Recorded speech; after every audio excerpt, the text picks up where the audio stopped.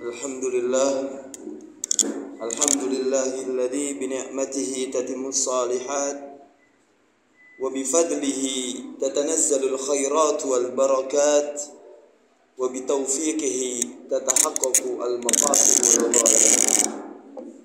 Asyhadu an la ilaha illallah wa asyhadu anna Muhammadan abduhu wa rasuluhu la nabiyya wa la rasula ba'dah. Qala Allah Ta'ala fi kitabihil karim, a'udzu billahi minasy syaithanir rajim. Ya ayyuhan nasu taqullaha haqqa tuqatih wa la tamutunna illa wa antum muslimun. Amma ba'd. Ma'asyiral muslimin, jamaah Jumat rahimakumullah. Yang pertama-tama khatib mengingatkan kepada pribadi khatib sendiri dan kepada jamaah pada umumnya untuk senantiasa meningkatkan ketakwaan kita kepada Allah Subhanahu wa Ta'ala. Bagaimana seorang manusia ketika sudah bertakwa kepada Allah Subhanahu wa Ta'ala, maka tentu hidupnya akan tenang, maka tentu hidupnya akan lebih mudah daripada ia tidak bertakwa kepada Allah Subhanahu wa Ta'ala. Dan bagaimana sebagai seorang manusia tentu tidak akan ada lagi bekal yang lebih baik, bekal yang lebih pantas daripada ketakwaan kita kepada Allah Subhanahu wa Ta'ala. Hadirin Jumat yang dirahmati oleh Allah Subhanahu wa Ta'ala, sudah kurang lebih 2 bulan lamanya kita mendengarkan informasi, kita mendengarkan berita, entah itu melalui video, entah itu melalui tulisan, baik itu media online nasional maupun internasional, tentang sebuah peristiwa kejam namanya kalau kita tidak bilang itu peristiwa yang bengis. Bagaimana saudara-saudara kita di Palestina dibombardir, diluluh lantakkan, dipotong generasinya oleh tentara Israel. Kejam nampaknya kalau kita tidak mengutuk apa yang dilakukan oleh orang-orang Israel. Tetapi tentu dalam setiap kejadian pasti memiliki hikmah di balik itu semua. Maka khatib akan membuka khutbah ini dengan 2 pertanyaan yang nampaknya menjadi tanda tanya besar untuk kita kaum muslimin. Mengapa konflik ini bisa terjadi dan mengapa korbannya adalah orang yang bertakwa, korbannya adalah orang yang beriman, korbannya adalah kaum muslimin. Sebuah pertanyaan menghantui diri kita. Mengapa konflik ini terjadi dan korbannya adalah saudara-saudara kita di Palestina? Bukanlah di dalam hadis sudah jelas, barang siapa yang beriman, barang siapa yang tidak menyekutukan Allah dan beribadah kepada Allah, maka Allah tidak akan jatuhkan azab kepadanya. Lalu apa yang diterima oleh saudara-saudara kita di Palestina? Bukankah mereka sudah beriman? Bukankah mereka seorang muslim? Bukankah mereka orang-orang yang takwa dan menghafal Al-Quran?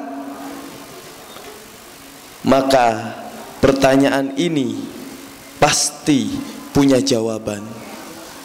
Bukankah yang Allah larang adalah azab Allah kepada kaum muslimin? Tetapi yang Allah berikan kepada saudara-saudara kita di Palestina bukanlah azab, tetapi adalah ujian.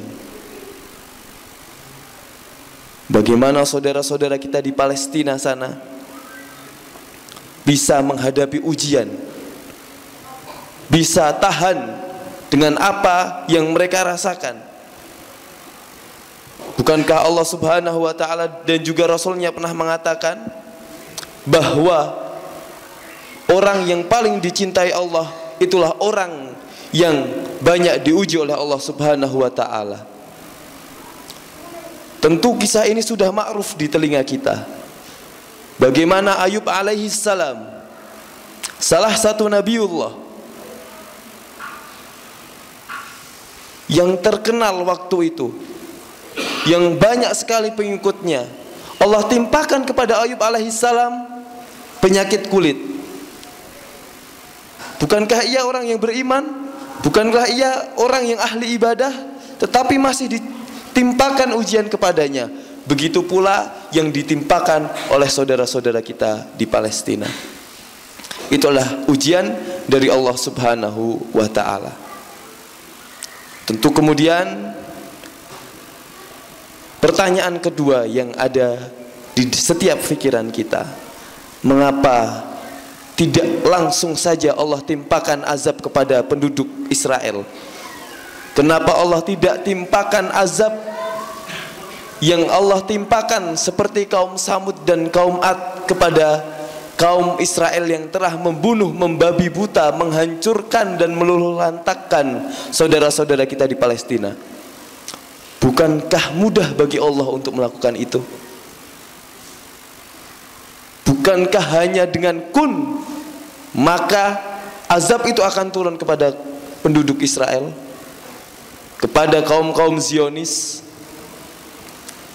Maka jawabannya yang telah menimpa kaum Israel, yang telah menimpa penduduk-penduduk Zionis Israel adalah bentuk daripada istidraj yang Allah berikan kepada mereka.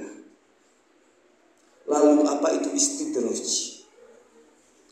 Maka khatib akan menyampaikan bahwa istidraj merupakan suatu ujian dari Allah Subhanahu wa ta'ala yang diberikan entah itu untuk kaum muslimin, untuk kaum yang beriman ataupun yang tidak beriman.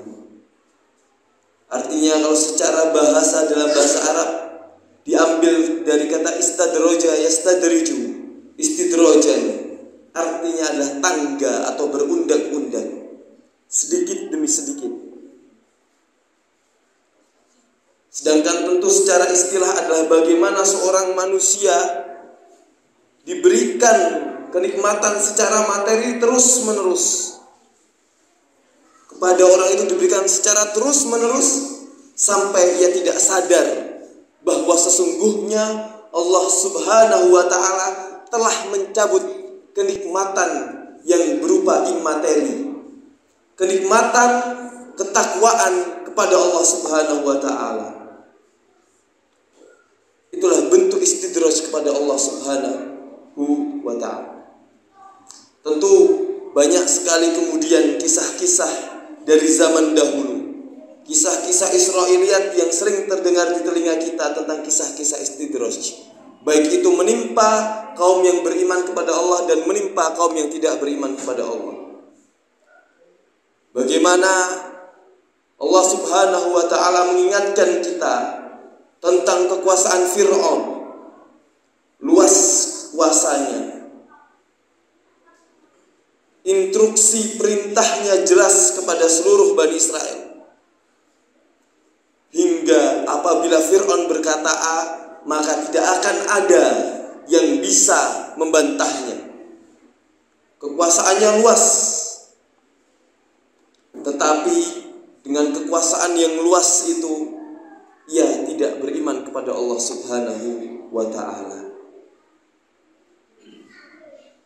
Sebagaimana Musa alaihissalam datang kepadanya untuk berdakwah, dicampakkannya Musa. Sudah Allah beri mukjizat melalui Nabi Musa dengan tongkatnya yang berubah menjadi ular, maka Fir'aun datang dengan para penyihirnya yang bisa merubah tali-tali menjadi ular pula. Dengan jumawanya ia berkata bahwa ia adalah Tuhan. Ia bisa melakukan apa saja. Ia bisa membunuh dan bisa menghidupkan. Maka dengan kejumawaannya, maka dengan kesombongannya, maka dengan ketakaburannya, Allah langsung binasakan ia dalam satu kali peristiwa. Ditenggelamkannya Fir'aun bersama pasukannya. Tidak hanya dengan itu, mayatnya tidak langsung dihilangkan, dijadikan mumi dan menjadi pembelajaran bagi seluruh umat di dunia tentang bagaimana sebagai seorang manusia kekuasaan yang melimpah itu bukan berarti menambahkan ketakwaan kita kepada Allah Subhanahu wa ta'ala.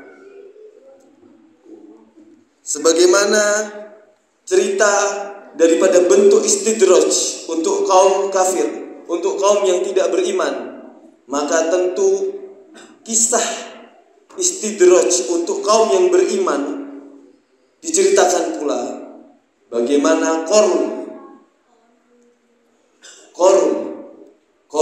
adalah salah satu sahabat Musa. Awalnya adalah seorang yang miskin. Awalnya seorang yang tidak mempunyai apa-apa. Kemudian karena kedekatannya kepada Musa, meminta doa kepada Musa, maka Allah berikan harta kepada dia. Bahkan menurut cerita Israiliyat zaman dahulu, bahwa ketika orang Bani Israel ingin mendengarkan Taurat dengan suara yang merdu, maka datanglah Bani Israel itu kepada Qarun untuk diperdengarkan bacaan Taurat yang merdu. Maka ketika kekayaannya sudah bertambah, kenikmatan materinya sudah bertambah, jumawa, takaburnya tidak bisa terbendung. Sampailah kemudian ditenggelamkan seluruh hartanya ke dalam bumi, yang sampai sekarang kita kenal harta-hartanya. Apabila kita menemukan harta di dalam bumi secara tidak sengaja, maka orang pasti akan menyebutnya sebagai harta karun. Ma'asyiral muslimin, jamaah Jumat rahimakumullah. Tentu di dalam Al-Quran Allah Subhanahu wa ta'ala telah mengingatkan kita tentang bahayanya istidraj ini, tentang bahayanya kenikmatan yang diberikan secara cuma-cuma, tetapi kemudian melalaikan kita dengan bagaimana cara kita bertakwa kepada Allah Subhanahu wa ta'ala. Allah Subhanahu wa ta'ala berfirman, "Walladzina kadzdzabu biayatina sanadrijuhum min haitsu la ya'lamun wa umli lahum inna kaidi matin." Artinya, dan orang-orang yang mendustakan ayat-ayat kami akan kami biarkan mereka berangsur-angsur ke arah kebinasaan dengan cara yang mereka tidak ketahui, dan aku akan memberikan tenggang waktu kepada mereka. Sungguh rencanaku sangatlah teguh. Tentu dengan ayat ini harusnya sebagai seorang muslim kita tertampar. Sampai manakah Allah sudah memberikan kenikmatan kepada kita? Udara yang kita hirup setiap hari, harta yang kita dapatkan, makanan yang kita masukkan untuk tenaga kita, itu semua ada semata-mata kenikmatan Allah kepada kita. Belum lagi rumah yang mewah, harta-harta yang sifatnya sekunder, bukan lagi primer.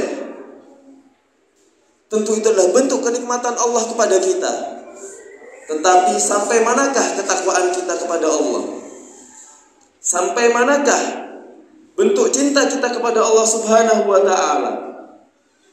Maka di sini sebagai seorang muslim, sebagai seorang mukmin, marilah kita bersama-sama saling bermuhasabah diri untuk terhindar daripada sifat istidraj ini, dengan cara tentu mengetahui bagaimana ciri-ciri Allah Subhanahu wa ta'ala memberikan istidraj ini,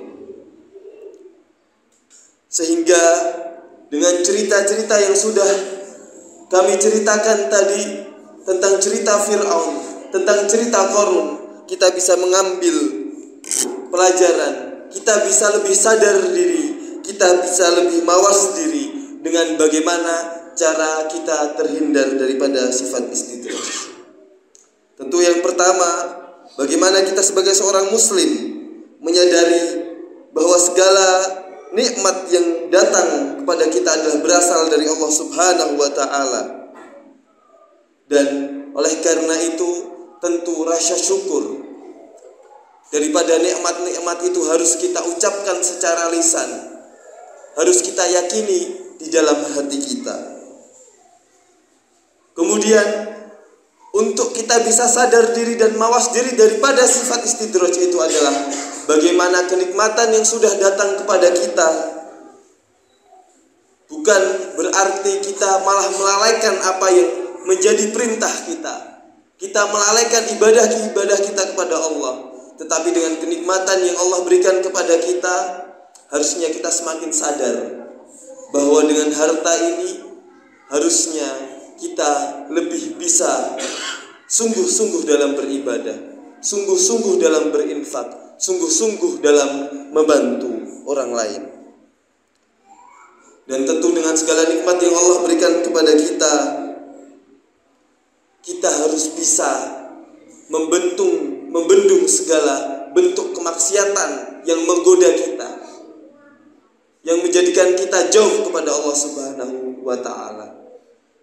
Dan kemudian tentu yang terakhir adalah bagaimana kita bisa berdoa agar terhindar daripada sifat-sifat istidraj, agar kita tidak senantiasa kemudian nantinya ketika tidak sadar diri dengan sifat istidraj ini, kita ditarik perlahan-perlahan oleh Allah Subhanahu wa ta'ala kenikmatan itu, atau diberikan secara langsung musibah atau cobaan setelah sekian lama kita diberikan kenikmatan secara terus-menerus. Oleh karena itu, Imam Syafi'i sering kali mengucapkan dalam setiap doanya agar kembali lagi tidak masuk atau tidak termasuk dalam orang-orang yang memiliki sifat istidraj ini. Oleh karena itu, apa yang terjadi pada kaum Palestina, apa yang terjadi pada kaum Israel, apa yang terjadi pada kaum Zionis yang telah meluluh lantakkan saudara-saudara kita di Palestina, itu bukan semata-mata karena kekuasaan mereka, bukan semata-mata karena kedikdayaan mereka, tetapi mungkin saja Allah sedang masukkan kepada kaum itu sifat istidraj dengan cara pertaniannya diperbagus, teknologinya diperbagus, negaranya semakin lama semakin luas. Ia bisa menghancurkan apa saja, tetapi kita tidak pernah tahu ketika Allah Subhanahu wa ta'ala langsung bisa saja memberikan azab kepada kaum Israel, kaum Zionis secara cepat, secara singkat, dalam tempo waktu yang tidak bisa kita duga. Semoga saja Allah terus melindungi saudara-saudara kita di Palestina, dan Allah segera memberikan balasan kepada kaum Zionis yang sudah memotong generasi, yang sudah menembakkan peluru panas, menjatuhkan bom-bom yang membunuh saudara-saudara kita di Palestina. Barakallahu li wa lakum fil Qur'anil azim wa nafa'ni wa iyyakum bima fihi minal ayati wa dzikril hakim wa taqabbalallahu minna wa minkum innahu huwas samiul alim. Aqulu qawli hadza wa astaghfirullahu li wa lakum innahu huwal ghafurur rahim.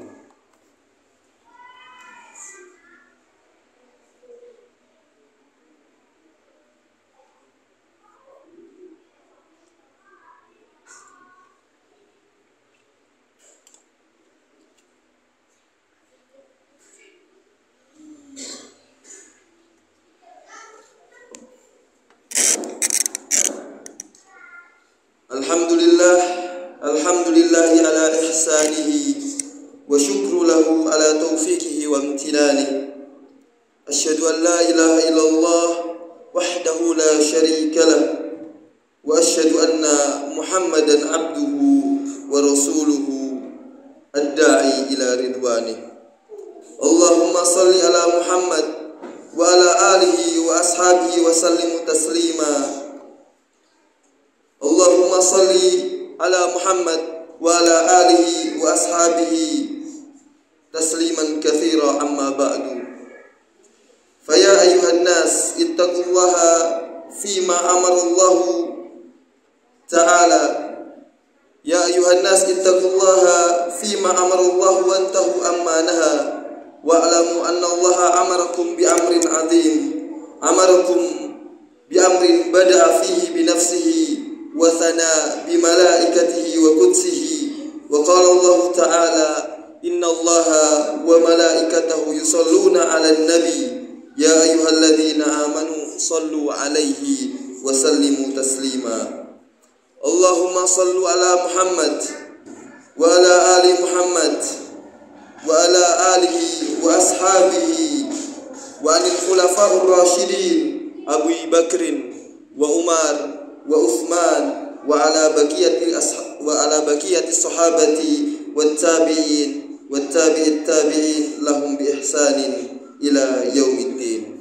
وأرضا أنا معهم برحمتك يا أرحم الراحمين اللهم اغفر للمسلمين والمسلمات والمؤمنين والمؤمنات الأحياء منهم والأموات اللهم أعز الإسلام والمسلمين وأذل الشرك والمشركين وانصر عبادك الموحدين وانصر من نصر الدين واخذل من حذل الدين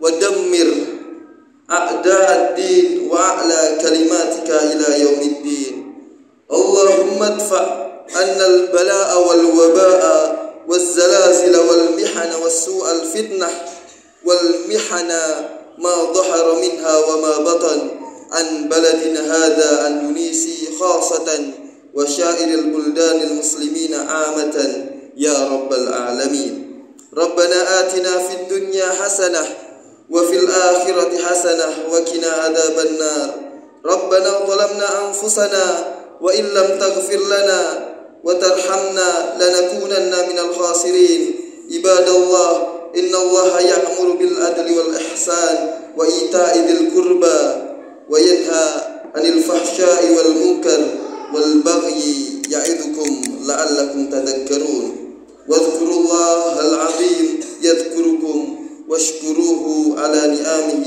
يزدكم ولذكر الله أكبر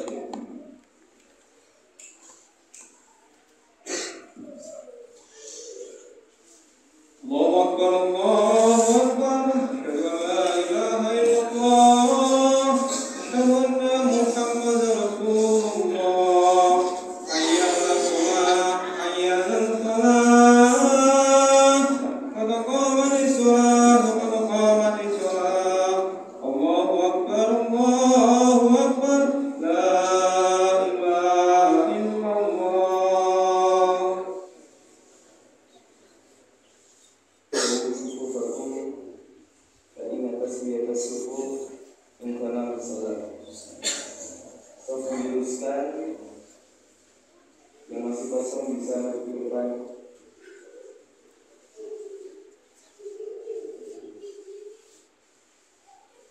Allahu Akbar.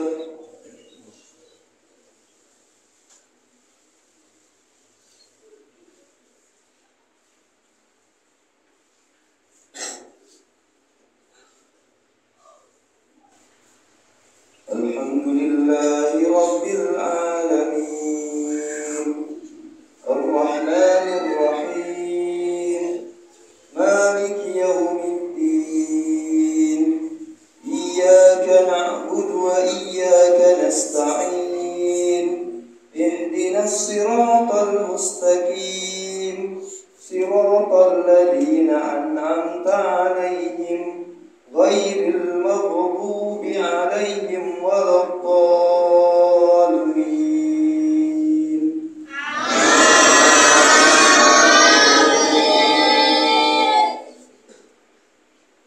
Alhamdulillahilladzi anzala 'ala 'abdihil kitaba wa lam yaj'al lahu iwaja qayyiman liyundhira ba'san shadidan min ladunhu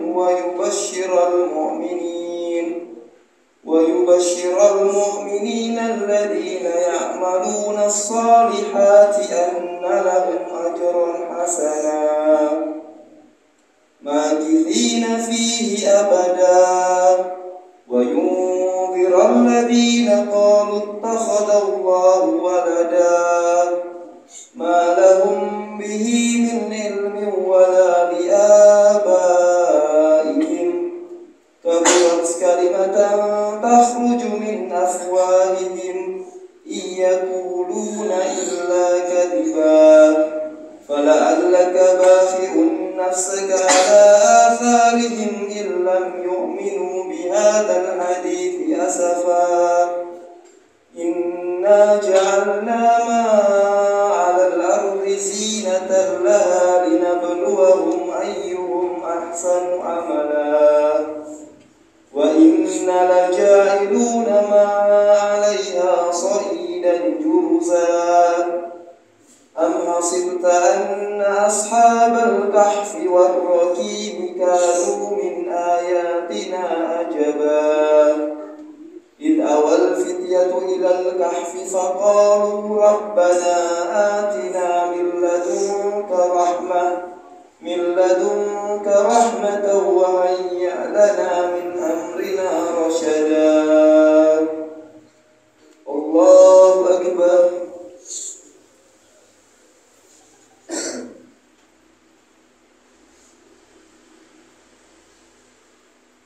سمع الله لمن حمده الله أكبر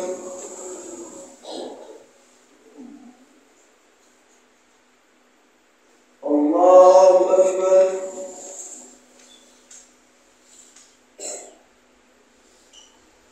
الله أكبر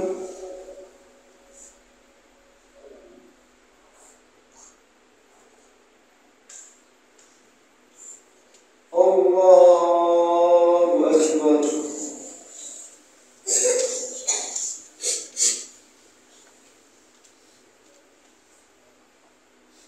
الحمد لله رب العالمين الرحمن الرحيم مالك يوم الدين إياك نعبد وإياك نستعين اهدنا الصراط المستقيم صراط الذين أنعمت عليهم غير المغضوب عليهم ولا الضالين